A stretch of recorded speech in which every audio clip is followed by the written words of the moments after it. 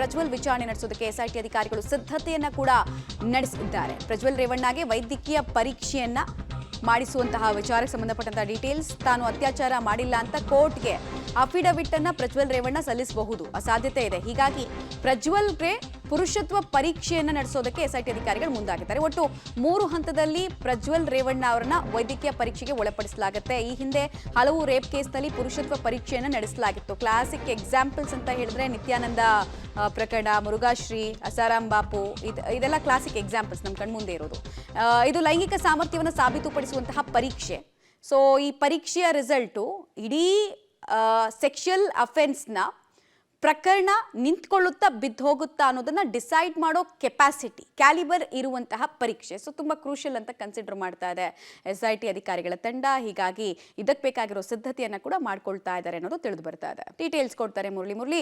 ಈ ಹಿಂದಿನ ಹಲವು ಕ್ಲಾಸಿಕ್ ಎಕ್ಸಾಂಪಲ್ಗಳನ್ನ ಕೋಟ್ ಮಾಡ್ತಾ ಇದ್ರಿ. ಸೊ ಎಷ್ಟು ಕ್ರೂಷಿಯಲ್ ಆಗುತ್ತೆ ಈ ಪುರುಷತ್ವ ಪರೀಕ್ಷೆ ವಿಚಾರ? ಒಂದು ಪ್ರಕರಣ ಬಿದ್ದು ಹೋಗೋಕೆ ಅಥವಾ ನಿಂತ್ಕೊಳ್ಳೋದಕ್ಕೆ ಪುರುಷತ್ವ ಪರೀಕ್ಷೆಯ ರಿಸಲ್ಟ್ ಎಷ್ಟು ಕ್ರೂಷಿಯಲ್ ಅಂತ ಹೇಳ್ತೀರಿ? ಖಂಡಿತವಾಗಿ ಮಮತಾ, ಯಾಕೆಂದ್ರೆ ಪ್ರಮುಖವಾಗಿ ಅತ್ಯಾಚಾರದ ಪ್ರಕರಣ ಏನಿದೆ, ಅತ್ಯಾಚಾರದ ಪ್ರಕರಣದಲ್ಲಿ ಆರೋಪಿಗೆ ಮೆಡಿಕಲ್ ಟೆಸ್ಟ್ ಅನ್ನ ಮಾಡಿಸ್ತಾರೆ. ಯಾಕೆಂದ್ರೆ ಮೆಡಿಕಲ್ ಟೆಸ್ಟ್ ಒಂದು ಮ್ಯಾಂಡೇಟರಿ ಆಗಿರುವಂತದ್ದು ಅತ್ಯಾಚಾರದ ಪ್ರಕರಣದಲ್ಲಿ. ಆ ಹಿನ್ನೆಲೆಯಲ್ಲಿ ಆರೋಪಿಗೆ ಏನು ಮೆಡಿಕಲ್ ಟೆಸ್ಟ್ ಅನ್ನ ಮಾಡ್ತಾರೆ. ಮೆಡಿಕಲ್ ಟೆಸ್ಟ್ ಅನ್ನ ಮಾಡಿಸಿ ಅಲ್ಲಿ ಸಿಕ್ಕುವಂತ ಒಂದಷ್ಟು ಸ್ಯಾಂಪಲ್ಸ್ ಗಳಿರ್ಬೋದು, ಜೊತೆಗೆ ಒಂದಷ್ಟು ಸಾಕ್ಷ್ಯಗಳಿರುತ್ತೆ. ಆ ಸಾಕ್ಷ್ಯಗಳನ್ನ ಕ್ರೋಢೀಕರಿಸಿಕೊಳ್ಳೋ ಒಂದಷ್ಟು ಕೆಲಸಗಳನ್ನ ಮಾಡ್ತಾರೆ.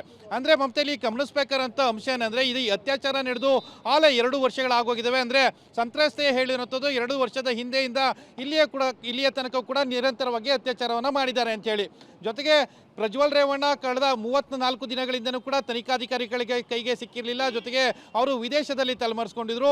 ಆ ಸಂದರ್ಭದಲ್ಲಿ ಅವರನ್ನು ವೈದ್ಯಕೀಯ ಪರೀಕ್ಷೆಗೆ ಒಳಪಡಿಸಿದ್ರೆ ಅದಕ್ಕೆ ಪೂರಕವಾದ ಸಾಕ್ಷಿಗಳನ್ನು ಕ್ರೋಢೀಕರಿಸಿಕೊಳ್ಳುವಂಥದ್ದು ತುಂಬ ಕಷ್ಟ ಆಗುತ್ತೆ.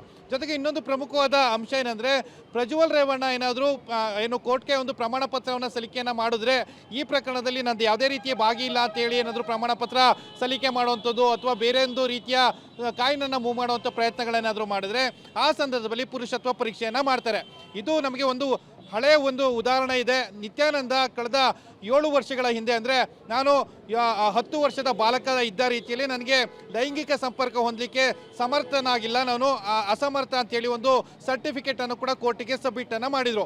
ಆ ಸಂದರ್ಭದಲ್ಲಿ ಆತನನ್ನು ಪುರುಷತ್ವ ಪರೀಕ್ಷೆಯನ್ನು ವಿಕ್ಟೋರಿಯಾ ಆಸ್ಪತ್ರೆಯಲ್ಲಿ ಮಾಡಿದರು. ಅದಾದ ನಂತರ ರಾಘವೇಶ್ವರ ಶ್ರೀಯವರ ಪ್ರಕರಣ ಇರ್ಬೋದು, ಅಸಾರಾಮ್ ಬಾಬು ಪ್ರಕರಣ ಇರ್ಬೋದು, ಜೊತೆಗೆ ಮುರುಘಾಶ್ರೀ ಪ್ರಕರಣ, ಈ ಎಲ್ಲ ಪ್ರಕರಣಕ್ಕೂ ಸಂಬಂಧಪಟ್ಟಂತೆ ಒಂದಷ್ಟು ಪುರುಷತ್ವ ಪರೀಕ್ಷೆಗಳಾಗಿತ್ತು. ಆ ಸಂದರ್ಭದಲ್ಲಿ ಒಂದಷ್ಟು ಸಾಕ್ಷ್ಯಾಧಾರಗಳನ್ನು ಕೂಡ ಕಲೆ ಹಾಕುವಂಥ ಪ್ರಯತ್ನಗಳನ್ನು ಮಾಡಿದರು.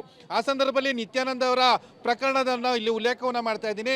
ಆ ಸಂದರ್ಭದಲ್ಲಿ ಸಿಕ್ಕಂಥ ಸಾಕ್ಷ್ಯಗಳೇನಿತ್ತು, ಆ ಸಾಕ್ಷ್ಯಗಳು ನಿತ್ಯಾನಂದನಿಗೆ ಮುಂದಿನ ದಿನಗಳಲ್ಲಿ ಕನ್ವಿಕ್ಷನ್ ಆಗುವಂಥ ಹಂತಕ್ಕೆ ತೆಗೆದುಕೊಂಡುವಂಥ ಪ್ರಕರಣ ಅದಾಗಿತ್ತು. ಆ ಹಿನ್ನೆಲೆಯಲ್ಲಿ ಪ್ರಜ್ವಲ್ ರೇವಣ್ಣ ಪ್ರಕರಣದಲ್ಲೂ ಕೂಡ ಆ ಮಾರ್ಗವನ್ನು ಅನುಸರಿಸ್ತಾರೆ. ಜೊತೆಗೆ ಪ್ರಜ್ವಲ್ ರೇವಣ್ಣ ಈ ಪ್ರಕರಣದಲ್ಲಿ ಯಾವ ರೀತಿಯಲ್ಲಿ ಸಹಕಾರವನ್ನು ಕೊಡ್ತಾರೆ, ಜೊತೆಗೆ ವೈದ್ಯಕೀಯ ಪರೀಕ್ಷೆಗಳಲ್ಲಿ ಯಾವ ರೀತಿಯ ಸಾಕ್ಷ್ಯಾಧಾರಗಳು ಸಿಗ್ತವೆ, ಈ ಎಲ್ಲ ಮಾಹಿತಿಗಳನ್ನು ಕೂಡ ಈಗ ಎಸ್ಐಟಿ ಅಧಿಕಾರಿಗಳು ಕಲೆ ಹಾಕುವ ಒಂದಷ್ಟು ಪ್ರಯತ್ನಗಳನ್ನು ಮಾಡ್ತಾ ಇದ್ದಾರೆ. ಮುಂದಿನ ಹಂತಗಳಲ್ಲಿ ಇವತ್ತು ಕೇವಲ ಜನರಲ್ ಚೆಕಪ್ ಆಗುತ್ತೆ, ನ್ಯಾಯಾಧೀಶರ ಮುಂದೆ ಹಾಜರುಪಡಿಸ್ತಾರೆ, ಅವರನ್ನು ಪೊಲೀಸ್ ಕಸ್ಟಡಿಗೆ ಪಡೆದುಕೊಂಡು ಬಳಿಕ ಅಷ್ಟೇ ಮುಂದಿನ ಪ್ರಕ್ರಿಯೆಗಳಾಗುವಂಥದ್ದು. ಒಂದು ವೈದ್ಯಕೀಯ ಪರೀಕ್ಷೆ, ಎರಡನೇದು ಧ್ವನಿ ಪರೀಕ್ಷೆ. ಧ್ವನಿ ಪರೀಕ್ಷೆ ಯಾವುದಕ್ಕೆ ಅಂದರೆ, ಅವರು ಮಾಡಿರುವಂಥ ಸೆಲ್ಫಿ ವಿಡಿಯೋ ರೆಕಾರ್ಡ್ಗಳೇನಿದ್ದಾವೆ ಅದರಲ್ಲಿ ಒಂದಷ್ಟು ಸಂಭಾಷಣೆಗಳ ತುಣುಕುಗಳಿದ್ದಾವೆ. ಆ ಹಿನ್ನೆಲೆಯಲ್ಲಿ ಅದು ಪ್ರಜ್ವಲ್ದ ಅಲ್ವಾ ಅಂತ ತಿಳ್ಕೊಳ್ಳೋದಕ್ಕೆ ಧ್ವನಿ ಪರೀಕ್ಷೆಯನ್ನು ಕೂಡ ಮಾಡ್ತಾರೆ ಮತ್ತು ವೈದ್ಯಕೀಯ ಪರೀಕ್ಷೆಯನ್ನು ಕೂಡ ಮಾಡುವಂಥದ್ದು. ಮಮತಾ, ಧ್ವನಿ ಪರೀಕ್ಷೆಯಷ್ಟೇ ಮಹತ್ವವನ್ನು ಪುರುಷತ್ವ ಪರೀಕ್ಷೆ ಕೂಡ ಪಡ್ಕೊಳ್ತಾ ಇದೆ. ಕಾರಣ, ಒಂದು ಪ್ರಕರಣದಲ್ಲಿ ಆರೋಪಿ ಕನ್ವಿಕ್ಟ್ ಆಗ್ತಾನಾ ಅಕ್ವಿಟ್ ಆಗ್ತಾನಾ ಅನ್ನೋದು ಮೇಜರ್ ಆಗಿ ಡಿಪೆಂಡ್ ಆಗೋದು ಇಂಥ ಪರೀಕ್ಷೆಗಳ ರಿಸಲ್ಟ್ನಿಂದ.